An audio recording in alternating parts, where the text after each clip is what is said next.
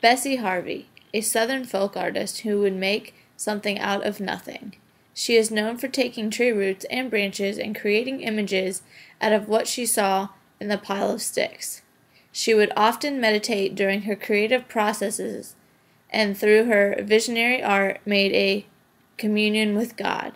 She is known as a memory artist as well as a visionary artist. Harvey was born in 1929 in Dallas, Georgia, a city northwest of Atlanta. She was one of 13 children. She got married at the age of 14 and moved to Tennessee. Harvey and her husband had 11 children together and were later divorced. She struggled to provide for her family. This piece here is her representation of her family made from a tree root. In 1972, while gardening, Harvey stumbled upon a small metallic object lying in the shallow soil. She was immediately struck by a natural pattern on its shiny silver surface. This represented hard evidence that somehow validated and reaffirmed her extraordinary and often baffling powers of envisioning spirits in nature. Harvey's art can be traced to a single devastating event in 1974. The death of her mother. Deeply affected by the loss, the artist quietly withdrew. She began to see faces in things and do the sculptures as well as she could see the faces in the wall paneling. She could see them everywhere. Late at night, she would take tree roots and branches and create images that she saw in them. For example, she would create dolls in wood by adding glitter, beads, and pieces of her own hair. This is titled The First Washing Machine. It is a sculpture of an African-American lady doing laundry, the old-fashioned way, outside, which is probably a memory of Harvey's that she had during her younger years. The lady of the sculpture is doing laundry chores, which was more than likely her daily job. The clothing line is made from string and branches that probably came from a bush or shrub, and the clothing material is made from scrap fabric materials.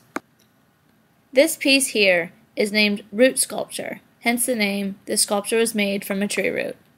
It stands 12 inches high, 10 inches wide, and 19 inches deep. With this sculpture, she has used many different colors of paint and glitter to create the liveness in the piece.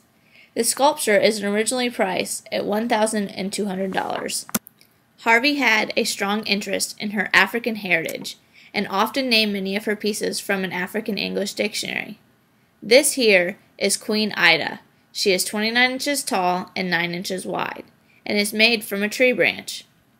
Bessie has used bright-colored paint with glitter, beads, and pieces of her own hair to create this doll. This is originally priced at $4,700, one of her highest-priced items. Harvey is said to have recognized not only the presence of a spirit, but its exact identity, without having laid eyes on the piece of wood in which it is embedded. Traveling by a car with a friend one day, she suddenly exclaimed, "Stop! I've got to get Moses out of the ditch!" Baffled, the friend stopped the car and watched the artist cross the interstate and retrieved a large piece of wood from a ravine.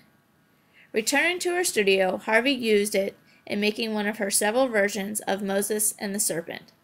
This here is one of her sculptures of Moses and the Serpent. Many of her works are displayed all over the country. As vividly demonstrated in her art, Bessie Harvey sought to communicate lasting messages of God's love.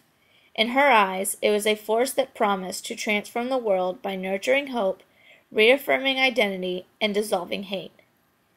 Harvey discovered its presence within her as a self-empowering voice that became manifested in a startling variety of reasoning art forms. On August 12, 1994, Bessie Harvey passed away in her sleep at her home at the age of 64.